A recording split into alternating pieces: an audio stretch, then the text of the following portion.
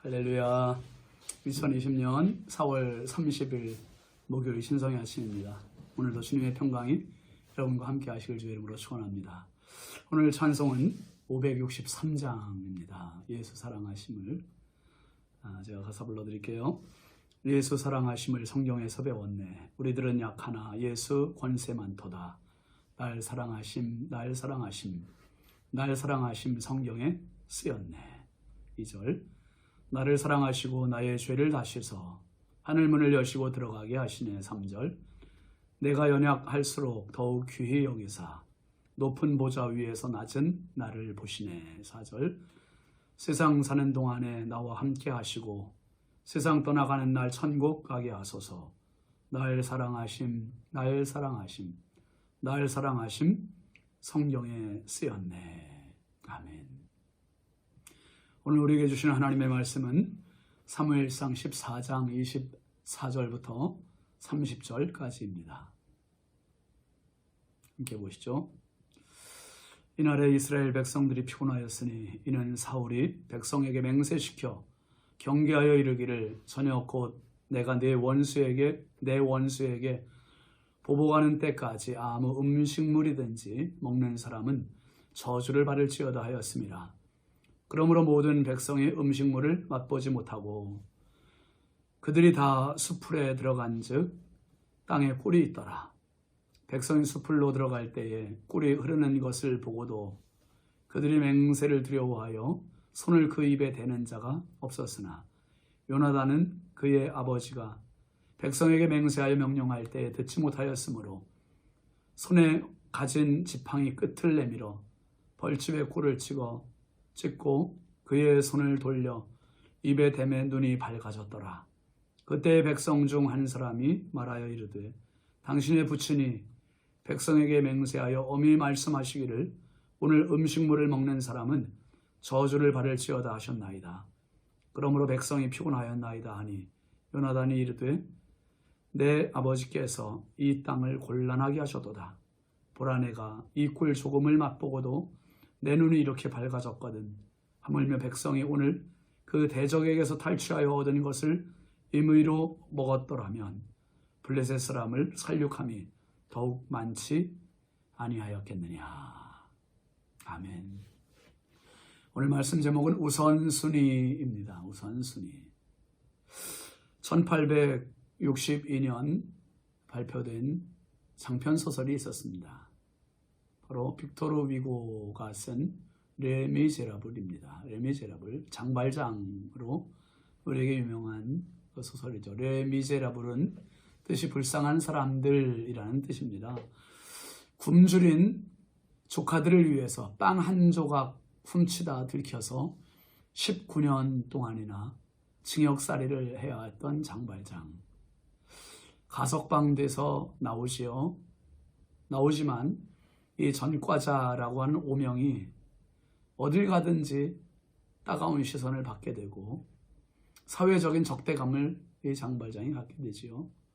근데 어느 날 성당에 가게 됩니다. 근데 성당에서 신부로부터 참 따뜻한 대접을 받습니다. 그리고 그 대접을 받고 가면서 장발장이 그 집에서 은그릇을 훔쳐갖고 갑니다. 근데 가다가 또 경찰에 붙잡혀서 다시 성당에 끌려와요. 끌려왔을 때 이 신부는 그 은그릇은 내가 준 것인데 이 은촛대도 가져가시오 하고 은촛대까지 줍니다.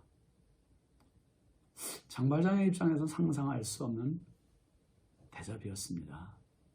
그리고 장발장도 변화되어 새 사람이 되어 그가 열심히 일하고 공장을 차리게 되고 공장의 주인이 되고 나중에는 그 도시의 시장이 되기까지 합니다.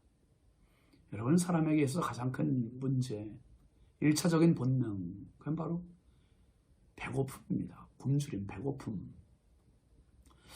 오늘 이야기가 이런 내용인데요. 먼저 요나단의 그 나비 효과 덕에 이스라엘은 블레셋을 지금 거의 무찌르고 있습니다. 사울왕의 욕심은 이런 기세를 몰아서 완전히 승리를 거두고 싶은 마음이 있습니다. 그래서 오늘 명령을 내리지요. 그 명령이 24절입니다.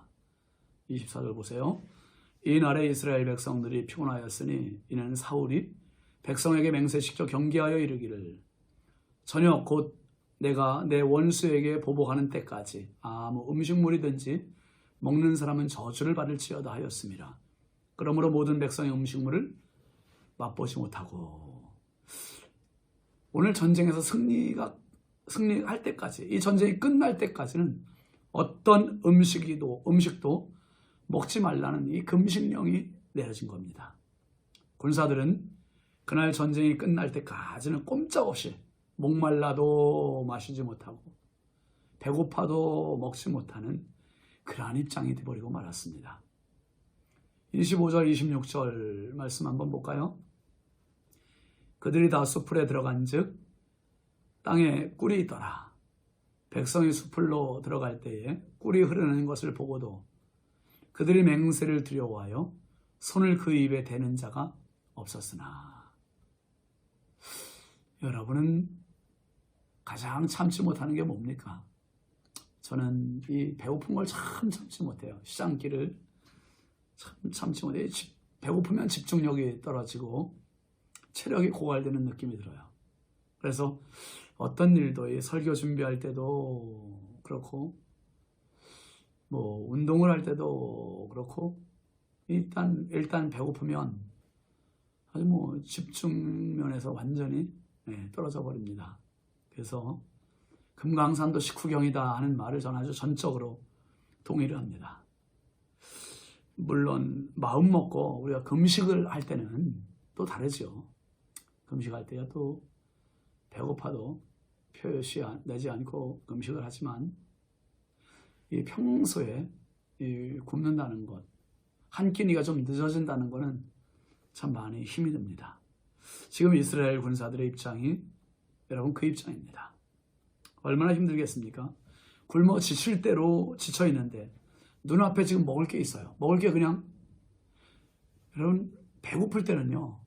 평소에 안 먹던 것도 침이 넘어가요. 그 식당 간판만 봐도 그냥 막 구미가 당겨요. 근데 지금 눈앞에 있는 게 뭡니까? 꿀이에요, 꿀. 꿀이 그냥 조금 보이는 정도도 아니고 꿀이 막 흐른다 그랬어요. 꿀이 흘러 넘치고 있습니다. 근데 이 꿀도 그냥 꿀입니까? 이게 완전 자연산이에요, 자연산. 이 자연산 꿀이 흘러 넘치고 있는 거를 지금 눈으로만 봐야 하다니. 배고파서 죽어가고 있는데 눈으로만 봐야 하다니. 이게 얼마나 힘든 고문입니까? 너무나 힘든 거예요. 침만 꼴깍 넘어갑니다. 이럴 때 뭐가 우선입니까? 먹어야 됩니까? 참아야 됩니까? 아마 제가 그 자리에 있으면 목숨 걸고 먹었을지도 모르겠어요. 그런데 지금 이스라엘 백성들은 그 꿀에 입을 대는 자가 없었대요. 손을 대는 자가 없었다고 오늘 26절은 말하고 있지 않습니까? 여러분 사무엘상 21장 이제 나중에 보겠습니다만은 21장으로 넘어가 보면 사울왕을 피해서 도망다니는 다윗의 모습이 나옵니다. 그런데 다윗이 도망다니다 보니까 도망자는 항상 굶주리잖아요. 놉이라고 하는 땅에 갔는데 아히멜렉이라고 하는 제사장을 만나게 돼요. 성소에 갑니다. 뭔가 먹을 것을 요구해요. 그때 아히멜렉 제사장이 지금 먹을 게 없고 먹을 것이라고는 진설병밖에 없다는 거예요. 진설병은 제사장만 먹도록 허용되어 있는 떡입니다. 떡. 이게 제사장만 먹을 수 있는 이 떡을 다윗이 달라는 거예요. 달라. 그리고 아히멜렉 제사장은 그 떡을 내줍니다. 그리고 그 떡을 다윗이 먹지요. 다윗과 함께한 일행들이 그 떡을 먹습니다. 여러분 복음서 마태복음으로 오면 예수님께서 어느 날 제자들과 함께 밀밭 사이로 걸어가세요. 그런데 하필이면 그날이 안식일입니다. 안식일. 아무 노동도 하지 말아야 할 안식일. 예수님의 제자들이 안식일이라는 개념보다는 배고프다는 그 욕구 때문에 밀밭 사이로 지나가다 아무 생각 없이 밀 이삭을 훑어서 그냥 먹었어요. 근데 그것을 바리새인들이 봤습니다. 바리새인들이 지적을 해요. 뭐라고 지적합니까? 예수님께 당신의 제자들이 안식일에 하지 못할 일을 하나이다. 탈곡 행위를 했다는 거예요. 노동을 했다는 거지요. 그때 예수님께서 하신 말씀이 좀 전에 말씀드렸던 사무엘상 21장은 다윗 이야기를 하세요. 제사장만 먹을 수 있는 진설병을 다윗이 먹지 않았느냐.